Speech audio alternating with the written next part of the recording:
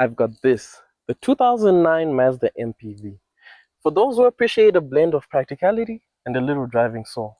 It's a car that proves that you don't have to sacrifice style and performance for space and comfort. We're going to dive deep into its design and quirks and take it out for a spin to see if this car still holds its own today. You're watching Initial D Reviews, and I'm your host, Dylan Charles. Initial D. Before we get started, I'd like to state that this is my very first video, so I do apologize for any audio or visual inconsistencies. I'm still learning, and it's going to take time for me to get the hang of things. A subscription to the channel would be really helpful. Leave a like if you did like this video, and leave a comment down below if you have any tips or guidance for future videos. Thank you. Starting at the back, which in my opinion is the most beautiful part of the Mazda MPV, the standout feature here has to be the clear tail lights. Interestingly, there are two variants for this car. The Japanese market version, which got the clear tail lights, and other markets which receive tail lights with red accents. Personally, I think the clear tail lights are much better. They give the car a cleaner and more modern appeal. In the center we have the Mazda logo, and just below it there's an indent that houses the reverse camera, the license plate, and the handle to open the boot. Moving further down, you'll find the dual exhaust, which add a touch of sportiness to the design. Speaking of exhaust, take a listen to this car's exhaust note.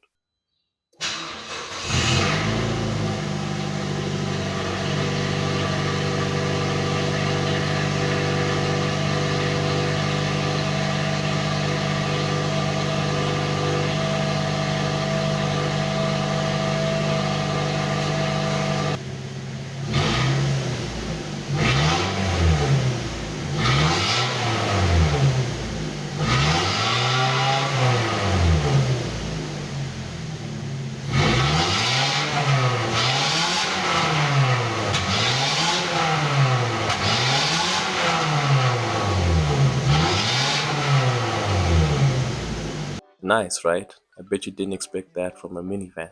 On either side of the lower bumper, there are integrated reflectors. You'll find the towing hinge and space for the electrical supplies, and it's worth mentioning that this isn't standard, but an aftermarket modification that I made to the vehicle to add practicality. Up top, there's a massive rear window that provides excellent visibility, and just above that, a spoiler. Not only does the spoiler improve aerodynamics, but also enhances the car's sporty profile. I've seen examples without the spoiler, and honestly, they look a bit odd. Ugh. Brother, ugh. What's that? What's that, brother? The tail lights along with the spoiler really help to accentuate the sporty nature of the car. On the left side we have the word Mazda written out in silver lettering. Much like other Japanese cars of previous eras, this was done to ensure brand recognition, as these vehicles were solidifying their presence in global markets. On the right we have the Mazda MPV badge identifying the model for the public. Finally, on the rear window, there is a relatively large wiper which is great for clearing up visibility during bad weather. Overall, the back of the Mazda MPV is a blend of style and functionality, and for me, it's the best angle of the car. The car's proportions are well thought out, with no single feature appearing out of place or overly dominant. Its sleek lines and subtle curves contribute to its composed and harmonious look. Whether stationary or in motion, the car exudes confidence and refinement. Its sporty appeal is understated, complementing its elegance rather than overpowering it. The taillights wrap around to the side in this distinctive wing-shaped design with three stripes on the inside. They are well integrated into this slit over here that allows the massive sliding door to operate smoothly, allowing access in and out of the vehicle. Moving to the middle of the vehicle, we have two chrome handles that add a subtle touch of shine. Below the doors, there is a chrome accent strip running along the side, but the weatherproofing itself is blacked out. A great choice in my opinion, as it lends the vehicle a sporty appeal, rather than a faux elegant look that can sometimes look cheap. The side mirrors house integrated turn signals, a modern touch for the time. This design makes the car feel a bit newer. Further down we have 16 or 17-inch wheels depending on the variant. These ones are 17-inch wheels, but the wheel arches themselves are absolutely massive, and I reckon you could get away with fitting a wheel size an inch or two bigger. The overall design of the car strikes an impressive balance between sportiness and elegance. From afar, it does an excellent job of masking its size, giving the impression of a smaller, more compact vehicle. However, up close you realize just how spacious it actually is. Despite its size, it doesn't feel overwhelming or intimidating to drive, which is a great advantage for a vehicle of this type. The front bumper of the Mazda has a rounded design with a bonnet that slopes downwards gently. The upper front bumper is divided into two sections with the Mazda logo prominently sitting in the center. On either sides of the logo, there are two black strips featuring a rectangular design in the middle strip that divides them. Within this strip, there are four small inserts that add a bit of flair. If you look close enough, there's a slight opening at the bottom. I'm not sure if this is a practical function, but they do look nice. Moving down to the lower bumper, this is the part I'm not too fond of. There is a massive plastic insert that serves as an air intake for the radiator. Whilst it's functional, the plastic doesn't age well and it tends to detract from the look of the car. On the sides of the car, we have the lighting setup divided into three levels. At the top level is the main headlight housing, which itself is split into two sections. This upper section contains the main LED headlights, whilst the lower section contains your turn signal, your park lights, and your high beam halogen headlights, which are excellent at providing clarity at night. Further down are the fog lights, enveloped in this mixture of black and silver, a distinctive design that adds to the character of the front. Below the fog lights are the LED daytime running lights. These aren't standard on the vehicle, but I decided to add them to the small openings Mazda included on the lower bumper. An unexpected bonus of this is that these lights are visible from the side profile of the car, adding an extra layer of safety and style.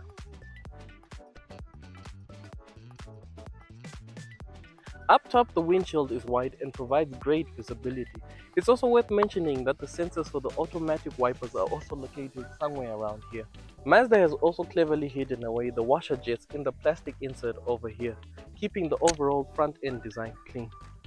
The overall design is beautiful and is a great example of Mazda's design language at the time, known as Nagare, which is a Japanese word for flow. The Nagare philosophy emphasized flowing lines and creating a sense of motion even when the car was stationary. It influenced this Mazda and other Mazdas of the era until it was later on replaced by Mazda's Kodo, Soul of Motion design philosophy, later on in 2012. This thoughtful design ensures its wide aesthetic appeal. It's neither too aggressive nor too plain, making it unlikely to offend anyone's taste. Overall, the car is a pleasure to look at and successfully combines beauty with practicality in its design. Let's take a quick look at the Mazda MPV's innovative key design. These sleek rectangular fobs are not only stylish but also packed with functionality. The main key fob features four buttons, two for opening the sliding doors and two for locking and unlocking the vehicle. The spare key fob, on the other hand, only has two buttons, but still offers convenient keyless entry. And cleverly hidden in the bottom right corner is the traditional key blade, in case the battery runs out on your key fob. With keyless entry, all you need to do is press the button when next to the door or boot. It's convenient and easy to use most of the time. Let's be honest, the keyless entry system doesn't always work flawlessly. Sometimes you need to contort yourself into awkward poses to get the door or boot to recognize the key. But despite the occasional quirks, the Mazda MPV's key is a masterclass in innovation. These credit card sized fobs are designed to fit neatly into your wallet or purse, and when they are in your pocket, you barely even feel them. It's a testament to Mazda's forward thinking design philosophy. Whether you're a busy professional or an adventurer on the go, the key fob is designed to fit seamlessly into your lifestyle. Plus, its slim profile means it won't bulk up your wallet or purse, leaving you with more room for essentials like your phone, Pikachu plushies, or snacks. The interior of the Mazda MPV is a genuinely pleasant and beautiful place to spend time. It's divided into two sections. The upper portion is a very dark brown, which is subtle and almost looks black unless the light hits it just right, revealing its true shade. It's complemented perfectly by the lower section, finished in cream, matching the seats. The seats themselves are upholstered in a sort of cashmere like material, which looks distinctive and adds a touch of luxury. It's important to note that while the Mazda MPV shares several components with the Mazda CX-7, the interior is entirely unique to this model, with nothing carried over. It features a small pouch that houses the cigarette ashtray and gear selector. Just above, you'll find three knobs for controlling the climate settings, both for the driver and passenger, as well as for the rear passengers. It's a very practical layout that makes managing the cabin environment straightforward. Moving further up, there is the Caricosa radio system by Pioneer. The system is paired with premium Bose speakers, which deliver excellent sound quality. While this particular car doesn't include a subwoofer, the Bose speakers alone create a rich and immersive audio experience that enhances the overall premium feel of the cabin. The dashboard is divided into an upper and lower section by the dark brown plastic material I mentioned earlier, which has a leather-like texture. It's so well executed that unless you touch it, you might think it's genuine leather. Honestly, I prefer it over actual leather because of its durability. With 130,000 kilometers on the odometer, this interior has held up remarkably well with no signs of cracking or wear that you typically see in leather over time. A nice touch in the cabin is the subtle blue ambient light near the center console, which adds a modern and calming vibe to the interior at night. Between the two front seats, there is a center console tray with cup holders. The cup holders are cleverly designed with a foldable section that can accommodate large bottles if needed. The center console itself folds, providing space in between the two front seats. You can fit items here, such as this sun shield, convenient place to place it, or fit something underneath the center console when it's not folded. Maybe small bags you may want to keep out of view. The doors are a masterpiece of layering and design, divided into multiple sections. At the top, there's the same dark brown leather-like material, followed by the cashmere-like texture from the seats. Below that is a piano black panel with integrated controls, adding a touch of gloss and elegance. A silver strip resembling brushed aluminium runs through the panel, reminiscent of finish seen on high-end laptops. Further down, there's another plastic section with leather-like pattern that's both durable and visually appealing. The lower portion of the door houses the speakers, concealed behind a cream-colored mesh that blends seamlessly into the design. There are also massive door bins capable of holding large bottles or even a bag of snacks. At the bottom corner of the door, there is an interior light that illuminates when the door is open, a practical and thoughtful detail. To the right of the driver's seat, further down below, are some blanked out switches, likely placeholders for features this particular vehicle isn't equipped with, such as cruise control and other possibilities. These switches are situated close to the latches for opening the bonnet and the fuel door. Above this area, there are three switches and one blanked out slot, designed to control the sliding doors at the rear. These allow the driver to open, close, and switch the doors between manual and automatic modes at the push of a button. Moving back to the center, there is a slim rectangular display strip illuminated in blue, integrated into the brown section of the dashboard I described earlier. This display shows basic information such as time, temperature, and fan speed. Interestingly, there is a button labeled AMB that, when pressed, simply displays the cabin temperature. While this might appeal to some, it feels a bit redundant and unnecessary. A whole button just to check the cabin temperature seems a bit excessive. To the right of this display is a conveniently placed hazard button, ensuring quick and easy access in case of emergencies on the road. The driver's seat instrument cluster in the vehicle is both functional and distinctive. It features unique lighting animations that activate when you start the car or open and close the doors, giving it a sense of individuality you don't commonly see among other Mazda models. The display layout is clean and practical. On the right, you have your speedometer with the fuel level indicator conveniently located in the bottom right corner. On the left, there's a tachometer which goes all the way up to 7,000 RPM. A standout feature is that the car doesn't force an automatic upshift near the red line, allowing you to fully utilize the engine power if you choose. A feature driving enthusiasts will appreciate. Below the tachometer, you'll find the engine temperature gauge. At the center, there's a digital strip displaying the gear you're in, alongside standard information like mileage, trip distance, and other trip-related details. The needles are illuminated in a striking red color, adding a sporty touch to the design, while the animations and layout combine to create a user-friendly and engaging driving experience.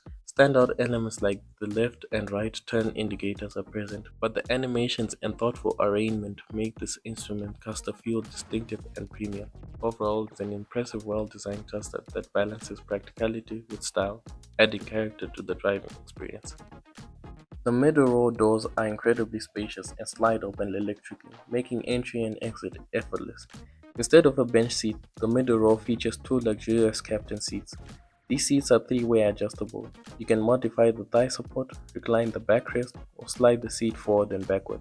The ample legroom and headroom ensure a comfortable experience, and the addition of an extendable leg rest, reminiscent of a reclining chair, elevates the luxury. Passengers in the middle row are treated to thoughtful touches, such as seat back pockets for the storage, a grocery hook on the driver's seat, and handles on the B pillar for additional support when entering or exiting the vehicle. The armrests on the captain seats add another layer of comfort, and inclusion of climate controls at the back ensures passengers can adjust temperature, fan speed, and mode independently. Overhead air vents on both sides provide efficient airflow.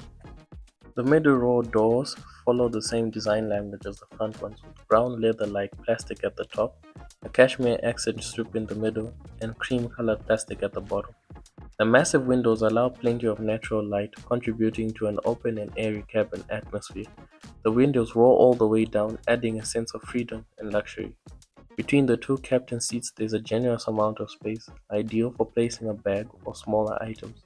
Behind the seats, seatbelt holders keep the belts secure and out of the way, adding to the tidy and thoughtful design.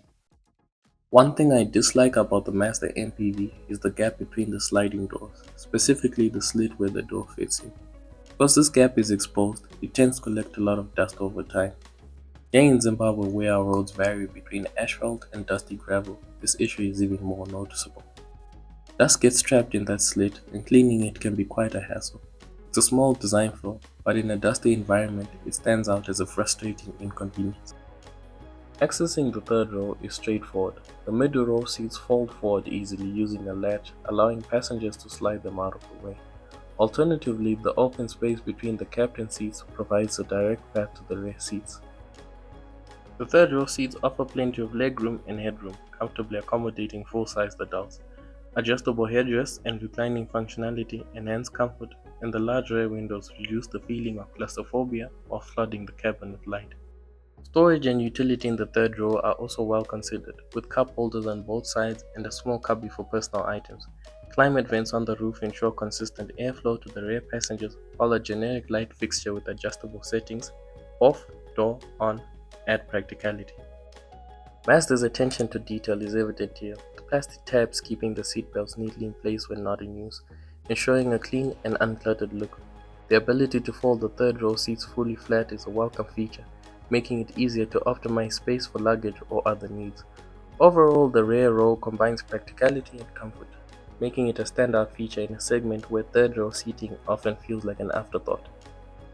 To demonstrate the size of the boot, I used 4 yellow crates measuring 62 centimeters in length by 36 centimeters in width and 36 centimeters in height. All 4 crates fit into the boot comfortably when the third row seats are folded down, offering about 108 centimeters give or take of usable space from side to side and around 72 centimeters from floor to ceiling.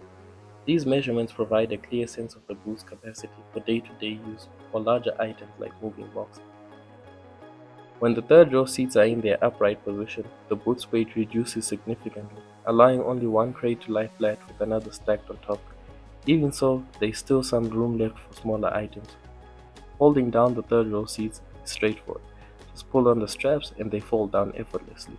Pulling the seats back up is equally easy, thanks to the long straps with the loop design, which snap the seats back into place. For those needing additional cargo space, the vehicle can tow a small to medium-sized trailer. Despite the extra load, the car handles the trailer well, showing no significant signs of struggling, even when fully loaded. However, when towing uphill, it's advisable to shift into third gear to maintain momentum, as the fourth gear can occasionally lose power on inclines. The impact on fuel consumption is noticeable, but the overall towing experience is smooth. In fact, the vehicle performs so well that it's easy to forget a trailer is attached during regular driving. Let's get into the maintenance of the car. Here I've laid out everything you'll need for this process: an air filter, oil filter, 5 liters of oil, battery water, a scissor jack, new brake pads, a hydraulic jack, an oil filter wrench, and 3 spanners.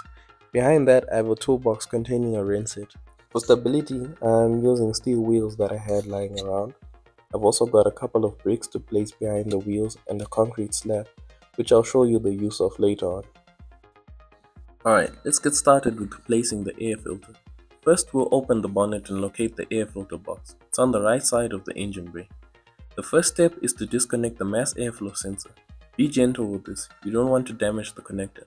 There's also a clip guiding the cables to the sensor. Once I release that, I carefully move the cables out of the way. Next, there's a hose connecting the airbox to the engine. I grab a screwdriver and loosen the clamp holding the hose in place.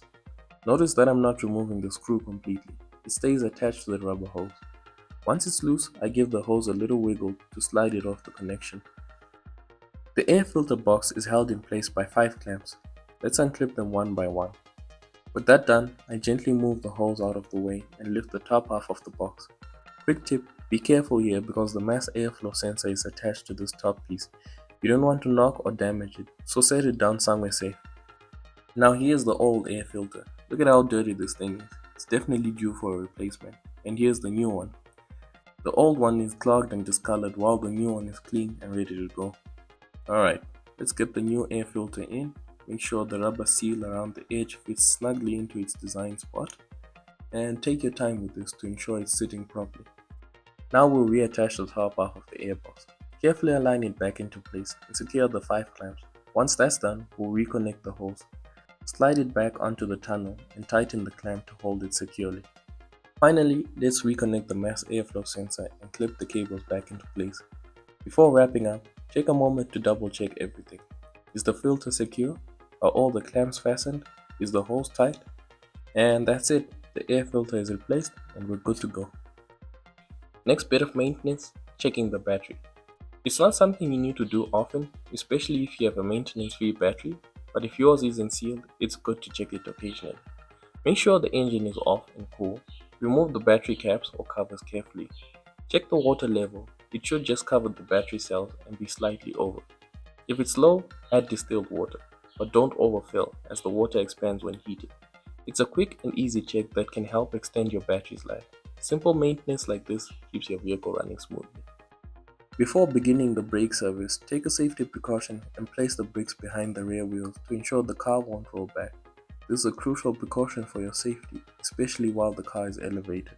Now let's tackle the brake pads. For this method, we won't be bleeding the brakes. We start by opening the brake fluid reservoir cap. You'll find it in the engine bay towards the left near the windshield. It's a translucent container with the brake warning symbol on it. Unscrew the cap and put it somewhere safe. You don't want to lose it. Next, I position the scissor jack at the car's design jack point. Slowly, I wind it up until the wheel is off the ground. Before removing the wheel, here's a tip. Loosen the lug nuts while the tire is still on the ground. This prevents the wheel from spinning, especially with the rear wheels. But since these are the front wheels and they won't spin, I can loosen them whilst it's in the air. I forgot to do it whilst it was on the ground. I then use the winder from the wrench set to remove all 5 lug nuts.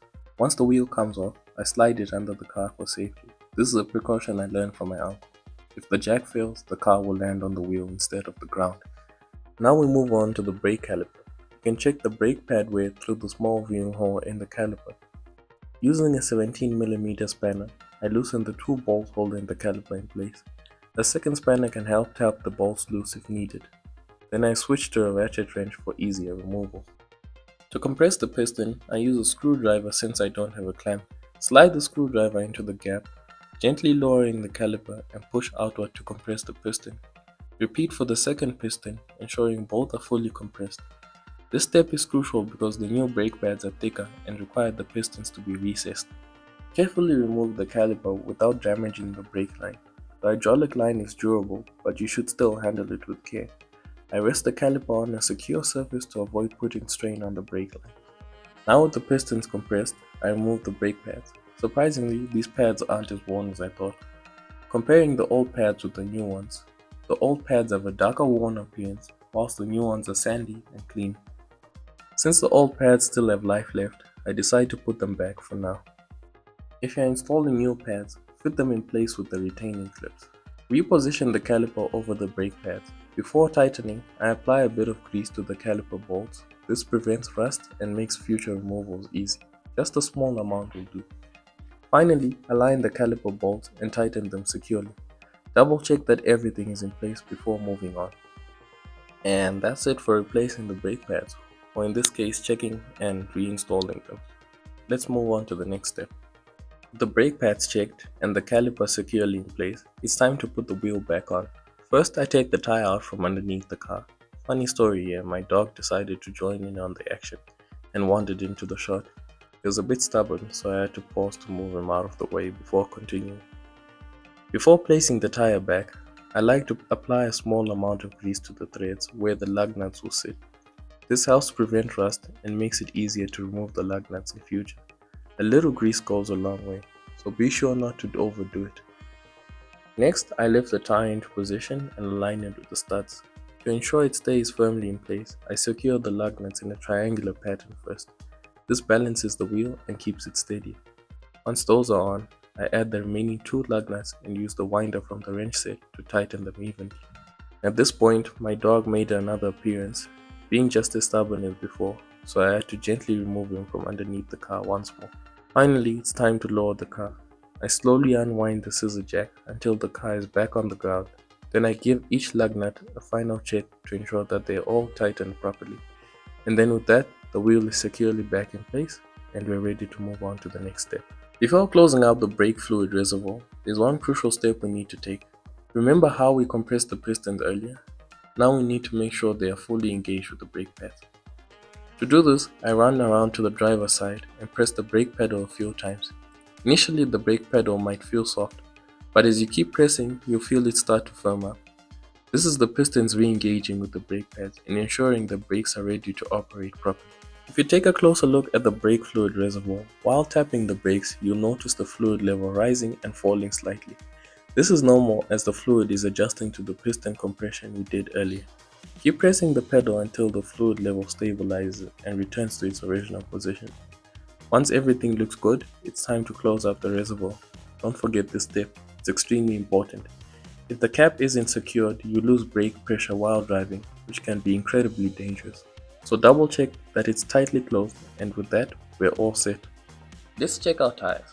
You'll find the recommended pressure on a sticker inside the driver's door. For this, it's 2.3 psi. Using a compressor is straightforward. First unscrew a valve cap on your tire, attach the compressor nozzle securely to the valve, check the reading on the gauge. If it's below 2.3 psi, add air until it reaches the correct pressure. Once done, remove the nozzle and screw the cap back on. This simple check ensures safer handling, better fuel efficiency, and longer tire life. Always good to keep your vehicle in top shape. Now let's move on to an engine oil change. First locate a strong lifting point on the car's frame. I'm using a scissor jack to raise the car slightly, and underneath that a concrete slab to give it more height. And I'll also be using a bottle jack. The bottle jack is easier to work with, but I'll start with the scissor jack to get the car up high enough to place the bottle jack securely. Once the bottle jack is in place, I'll adjust its height to match. After some back and forth adjustments with the scissor jack, here's why I have these steel wheels. Since I don't have ramps or jack stands, I improvised by using these old steel wheels. I slide the steel wheel underneath the car as an added safety precaution. This step was repeated on the other side, ensuring the vehicle was evenly supported. With the car raised, I spread out a plastic sheet and an orange cloth underneath the engine to catch any oil that might spill. This helps keep my driveway clean and my clothes from ripping. Next, let's move under the car. Right here is the plastic cover that protects the underneath of the engine. It's held in place by several screws. I'll remove these screws to expose the oil pan. Now that the cover is off, you can see the oil pan and the drain board. This is where we'll be draining the old oil. And right here, that's the oil filter. Anytime you do an oil change, the oil filter should be replaced, but I'll get to that in a moment. To drain the oil, I'll place my oil collection container, a repurposed 5-liter bottle, under the oil pan. Then I'll loosen the drain bolt using a wrench. If it's tight, a gentle tap can break it loose. As I unscrew it, the oil will start to flow out, so I'll make sure the container is positioned properly. See how the oil is gushing out?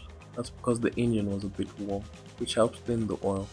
It's a good tip to keep in mind, it makes the process faster. Once the oil has mostly drained and it's just a few drops coming out, I'll screw the drain bolt back in to tighten it securely.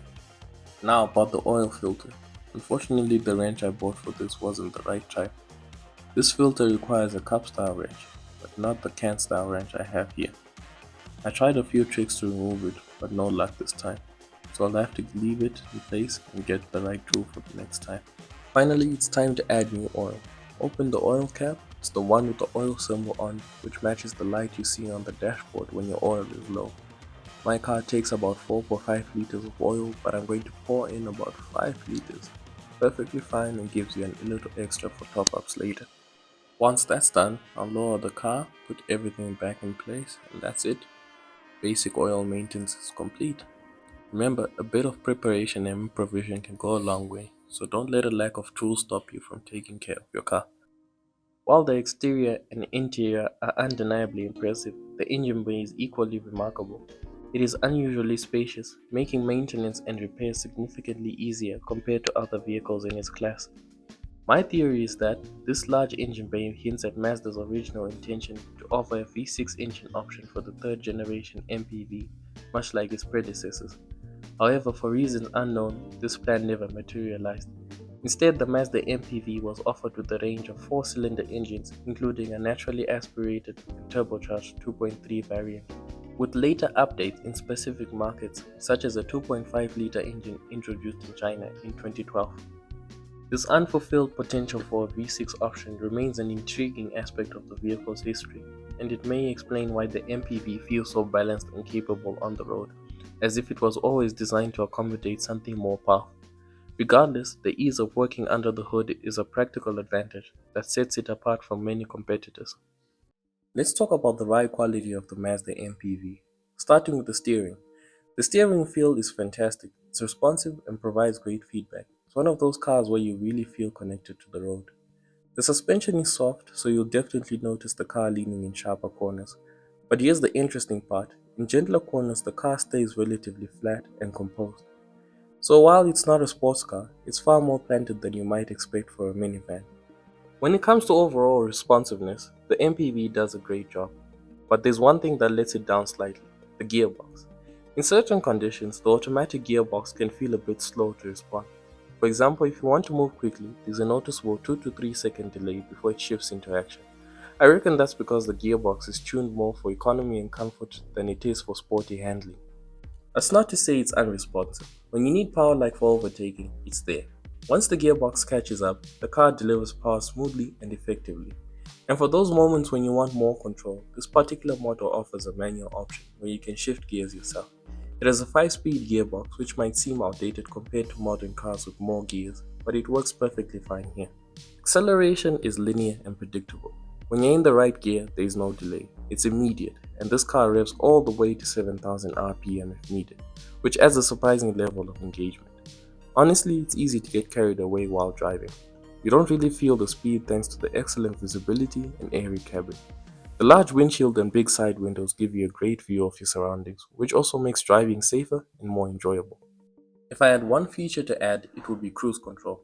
It's not on this particular variant, but from the owner's manual I know it's an option. Cruise control would make long drives even better because this car is incredibly comfortable over long distances. One of the best things about the Mazda MPV is how composed it feels. It doesn't feel like a typical minivan. If anything, it feels closer to an SUV in terms of confidence and responsiveness. It's smooth over bumps and handles rough roads with ease. You feel the bumps, but they're muted. Nothing too jarring like an S-Class, but there's a difference. And the engine? It sounds lovely, especially as you climb the revs. It adds to the driving experience and makes it more engaging. It's not loud or intrusive, it's just enough to remind you that this car has some character. Let's talk about fuel economy because that's always a key consideration. Honestly, the Mazda MPV isn't as bad as you might think. In normal everyday driving condition, it holds its own pretty well. Sure, when you're sitting in traffic, it does tend to struggle a bit, like most cars really. Stop and go traffic is where fuel efficiency typically takes a hit, but on the highway, that's where the MPV really surprises you. It actually delivers better mileage than you'd expect and definitely better than what you'd see in heavy city traffic. So if you're worried about fuel economy, I'd say don't be. It's not going to compete with a hybrid or smaller sedan, but for what it is, a spacious and comfortable family car, it does just fine. Plus, with its smooth ride and well designed cabin, it's a lovely car to be stuck in traffic with. You'll appreciate the comfort and visibility even on those slow moving days. As a daily driver, this car is more than adequate. Whether you're running errands, commuting to work, or just cruising around, it feels like a solid choice. Everything about it is comfort, practicality, and overall driving experience makes it well suited for daily use. Overall, the Mazda MPV is a confident, capable, and surprisingly sporty car to drive. It's confident, classy, and practical, while still offering enough engagement to keep things interesting. Whether you're driving through the city or a long highway trip, it's a car that keeps you smiling. So, let's talk about some of the Mazda MPV's competitors. Design-wise, the Mazda MPV was ahead of its time. If you're being honest, most of its key competitors, the Honda Odyssey, Toyota Sienna, and even the Kia Carnival, didn't really catch up until much later. The Odyssey and Sienna only started catching up design-wise around 2011 or 2012, whilst the Kia Carnival had its big leap forward in 2014.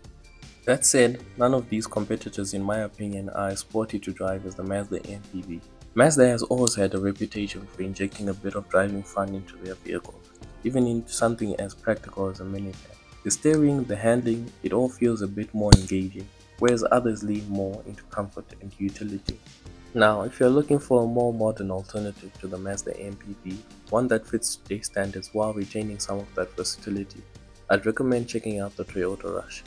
It's compact yet spacious, has a sporty vibe, and works well in various road conditions, perfect for places with inconsistent road qualities like here in Zimbabwe.